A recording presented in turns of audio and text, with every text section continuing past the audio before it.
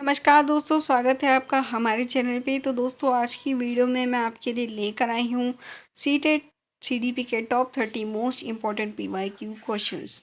तो चलिए दोस्तों बिना टाइम वेस्ट करे वीडियो को स्टार्ट करते हैं। Question number 1, according to Piaget children in the pre operational stage are generally unable to. तो दोस्तों पियाजेट के according children pre operational stage में इन ऑप्शन में से क्या नहीं कर सकता वो आपको बताना है। तो दोस्तों इस स्टेज में जो बच्चा है वो लॉजिकली नहीं सोच सकता जो भी कॉन्स्टेंट इवेंट्स होते हैं उनके बारे में। तो इसका आंसर हो जाएगा option B, think logically about constant events. Now question number 2, the concept of zone of proximal development ZPD was given by। तो दोस्तों ये क्वेश्चन बहुत बार रिपीट हुआ है कि ZPD का कॉन्सेप्ट दिया था हमारे वाइगॉस्की ने। Vygotsky introduce the idea of ZPD। It is the gap between what a learner can do alone and what he can do with guidance. तो इसका आंसर हो जाएगा option C, Vygotsky. Now question number 3, which of the following is most important for meaningful learning. तो दोस्तों इन option में से आपको बताना है कि कौन सा सबसे इम्पॉर्टेंट रहेगा मीनिंगफुल लर्निंग के लिए। तो दोस्तों इसका आंसर हो जाएगा B, active participation of the learner.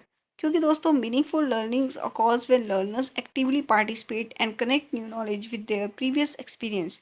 जब तक जो लर्नर है वो लर्निंग में एक्टिवली पार्टिसिपेट नहीं करेगा तब तक उसकी लर्निंग डेवलप नहीं हो पाएगी। तो इसका आंसर हो जाएगा option B, active participation of the learner. Now question number 4, according to Vygotsky learning is primarily influenced by. तो दोस्तों वाइगॉस्की के अनुसार लर्निंग कैसे इन्फ्लुएंस होती है प्राइमरी। तो दोस्तों इसका आंसर ऑप्शन बी हो जाएगा, क्योंकि सोशल एंड कल्चरल इंटरेक्शन से ही जो लर्निंग है वो इन्फ्लुएंस होती है primarily. Vygotsky believed that social interaction and culture play a crucial role in the cognitive development of a child. Now question number 5, a child-centered classroom mainly focuses on।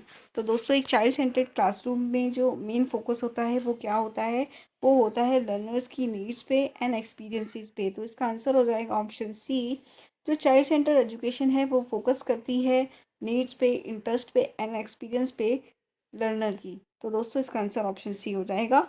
Now question number 6, which assessment is conducted during the teaching learning process to improve learning.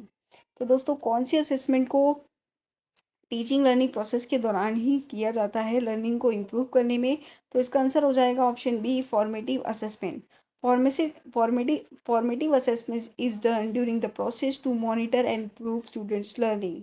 Now question number 7, according to Kohlberg moral development is concern mainly with. तो दोस्तों Kohlberg के according जो moral development है ये किससे concern है। तो दोस्तों ये कंसर्न है ऑप्शन बी, मोरल रीजनिंग से। Kohlberg believed that moral development is the development of moral reasoning at different levels। तो दोस्तों कोलबर्ग ये बिलीव करते हैं कि जो मोरल डेवलपमेंट होती है वो डिफरेंट लेवल्स में बच्चों के अंदर मोरल रीजनिंग डेवलप होती है। ना question number 8, individual differences among learners mean that. तो दोस्तों जो इंडिविजुअल डिफरेंसेस होते हैं लर्नर्स के बीच में उसका मतलब क्या होता है। तो दोस्तों उसका मतलब होता है children different in their abilities, interest and learning needs. तो इसका आंसर हो जाएगा option B, each child is unique and differs in abilities, interest, background and learning styles. दोस्तों हर बच्चा एक यूनिक होता है जिसकी एबिलिटीज अलग होती हैं, इंटरेस्ट अलग होता है, बैकग्राउंड अलग होता है और लर्निंग स्टाइल्स अलग होते हैं। तो इसका आंसर हो जाएगा option B. Now question number 9, inclusive education means. तो दोस्तों इंक्लूसिव एजुकेशन का मतलब क्या होता है। तो दोस्तों इसका मतलब होता है providing learning opportunities to all children together. तो इसका आंसर हो जाएगा ऑप्शन सी, कि सभी बच्चों को इक्वल अपॉर्चुनिटीज देनी और एक साथ पढ़ाना। Now question number 10, which approaches encourages students to construct knowledge through their own experiences. तो इसका आंसर हो जाएगा ए, कंस्ट्रक्टिविस्ट अप्रोच। तो दोस्तों ये थे टॉप 10 क्वेश्चंस। चलिए बढ़ते हैं नेक्स्ट स्लाइड की तरफ।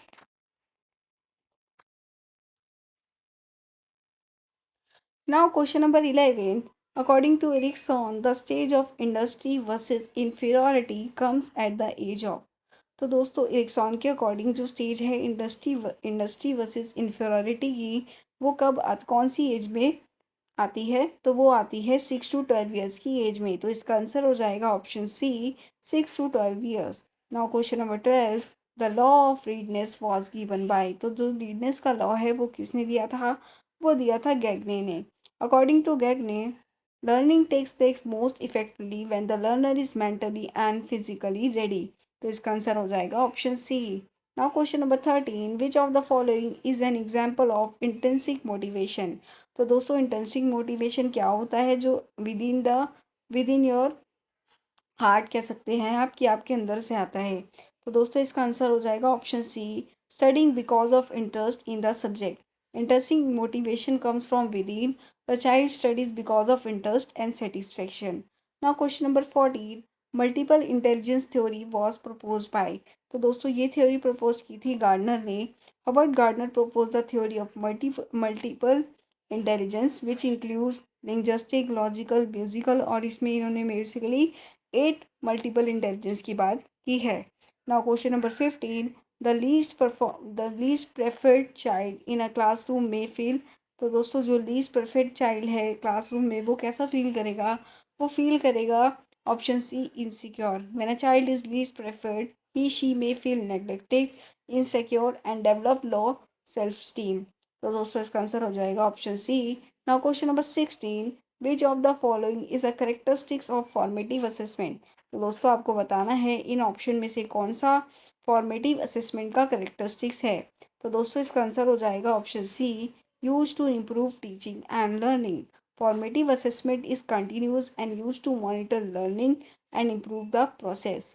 तो दोस्तों question number 17, according to Piaget, conservation develops in the stage of. तो दोस्तों पियाजेट के अकॉर्डिंग कंजर्वेशन कौन सी स्टेज में डेवलप हो जाती है? तो वो हो जाती है ऑप्शन सी, कॉन्स्टेंट ऑपरेशनल। तो दोस्तों conservation of number, volume, mass etcetera develops in the constant operational stage 7 to 11 years. Now question number 18, positive reinforcement will. Positive reinforcement will, option B, increase the probability of a behaviour. तो दोस्तों positive informant एक reward है जो stand करता है behaviour को, और जो चांसेस है रिपीटेशन की उसको इंक्रीज करता है। नाउ दोस्तों let's move to next slide. दोस्तों अब आ गया है question number 21, according to Kohlberg the highest stage of moral development is. तो दोस्तों कॉलबर्ग के अकॉर्डिंग जो highest development of moral development है वो क्या है? तो दोस्तों वो है option D, universal ethical principle orientation. The highest stage, stage 6, is universal ethical principle orientation where a person follows self chosen ethical principles. तो इसका आंसर हो जाएगा option D. Now question number 22, are teachers using pictures, charts, models to teach a concept? Which principle of teaching is followed? तो दोस्तों एक teacher है जो बच्चों को पढ़ाने के लिए पिक्चर्स, चार्ट्स, मॉडल इन सब का यूज़ कर रहा है। तो ये कौन सा प्रिंसिपल है टीचिंग का? तो दोस्तों ये प्रिंसिपल है concrete to abstract. Using picture, charts and models mean starting from concrete real things and moving towards abstract things. Now question number 23, the process of observing a child closely and recording his her behavior in natural situation is called। तो दोस्तों जो observing का process है जिसमें child को बहुत ही ज़्यादा closely और बिहेवियर को नेचुरल सिचुएशंस में रीड किया जाता है उसको क्या कहते हैं? तो उसको कहते हैं observation. Option C, observation is a systematic way of watching and recording a child as behaviour in natural settings. Now question number 24, which of the following is the best example of extrinsic motivation. तो दोस्तों इसमें आपको बताना है कि extensive motivation जो कि external reward से आता है, like prize, marks, praise, punishment से आता है, उसका इसमें से बेस्ट एग्जाम्पल कौन सा है? तो दोस्तों उसका बेस्ट एग्जाम्पल है option B, a child studies to get a prize. Now question number 25, the ability to understand people, their feelings and intentions is called. तो दोस्तों एक ऐसी एबिलिटी जिसमें आप लोगों को समझ पा रहे हैं, उनकी फीलिंग्स को अंडरस्टैंड कर पा रहे हैं और उनके इंटेंशंस को समझ पा रहे हैं, इसको क्या कहते हैं? तो इसको कहते हैं इंटरपर्सनल इंटेलिजेंस। तो इसका आंसर हो जाएगा option B, interpersonal intelligence is the ability to understand others, their feelings, motivations, and behaviors. Now, question number 26, which of the following is not an integral part of inclusive education? तो दोस्तों आपको बताना है इन option में से कौन सा integral part नहीं है इंक्लूसिव एजुकेशन का। तो इसका आंसर हो जाएगा option C, segregation of children with disabilities. Option C. Now question number 27. A child who learns slowly but steadily and retains what he learns is showing characteristics of, तो दोस्तों इसका answer हो जाएगा option B deep learning. Deep learning involves understanding, meaning making and long term retention. Now question number 28. Which of the following is an example of continuous and comprehensive evaluation?